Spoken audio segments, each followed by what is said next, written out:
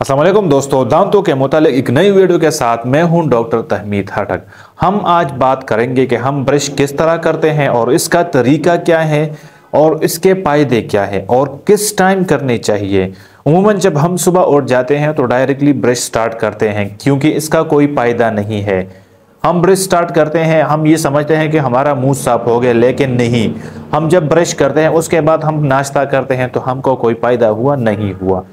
हम जब नाश्ता करते हैं और रात को जब हम सो उसके बाद हम ब्रश करते हैं तो बहुत ज़्यादा फ़ायदा देगा ये हमें। और जब हम सुबह उठ जाते हैं और डायरेक्टली हम ब्रश स्टार्ट करते हैं तो इसका कोई फ़ायदा नहीं, क्योंकि उसके बाद हम खाना खाते हैं, नाश्ता करते हैं, तो इसका तो कोई फ़ायदा नहीं। आपके दांतों में जो चीज़ फंसी है वो फंसी रह जाती है। तो इसका सही टाइम ये है कि आप रात को जब सो जाते हैं उससे पहले आपने खाना खाई, खाने के बाद आप ब्रश करें, ब्रश के बाद आपने सोना है। अच्छा, इसका फ़ायदा क्या है? इसका फ़ायदा यही है कि आपकी दांतों में जब दरमियान उसके जब ज़रात फंस जाते हैं तो आप ब्रश करते हैं तो उससे वो निकल जाते हैं। अच्छा, ब्रश हम राउंड राउंड लगाते हैं, गम्स पर हम टूथपेस्ट लगाएंगे, उसके बाद हम ब्रश राउंड राउंड लगाएंगे, उसके बाद हम इसी तरह लगाएंगे। उस पर इंशाल्लाह मैं डिटेल से एक वीडियो बनाऊंगा, इंशाल्लाह एक डेंचर में लाऊंगा, इस पर मैं डिटेल से आप लोगों को प्रैक्टिकली बताऊंगा कि ब्रश किस तरह करते हैं। अच्छा, इसका फ़ायदा ये है कि अगर आपकी दांतों में कुछ आपका कैविटी वाली दांत है, आपका दांत खराब है, उसके अंदर खुराक की चीज़ें फंस जाती है, फंस गई है, तो इसको हम जब हम रात को सो जाते हैं ना तो हम उसको साफ करते हैं। तो जब हम साफ करते हैं तो वो भी साफ हो गया। अगर नहीं, हम इसी तरह नहीं करेंगे तो हमारा जो कैविटी वाली दांत है, खराब दांत है, उसमें जो खुराक की चीज़ें ज़रात फंसे हुए हैं वो इसमें रह गई है। ठीक है, तो 2-3-4 दिन के बाद उसमें बैड ब्रीथ स्टार्ट हो जाती है, बैड स्मेल उससे आ जाती है। ठीक है ना।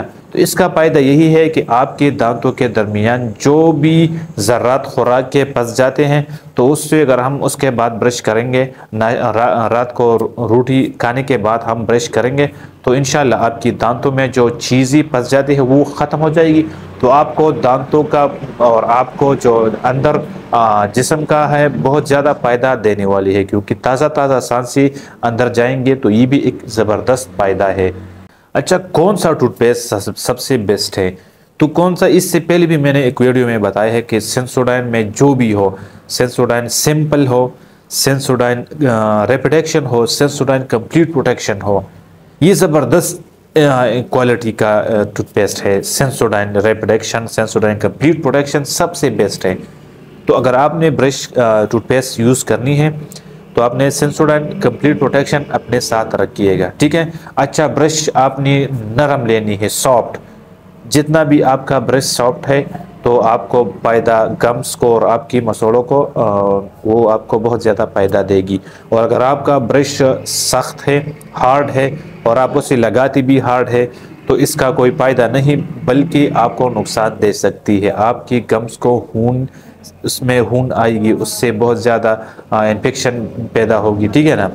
तो आपने ब्रश भी करनी है, सॉफ्ट करनी है, हार्ड नहीं करने। और सुबह नाश्ते के बाद और रात को जब आप सो जाते हैं तो इसी टाइम पर आपने ब्रश करनी है।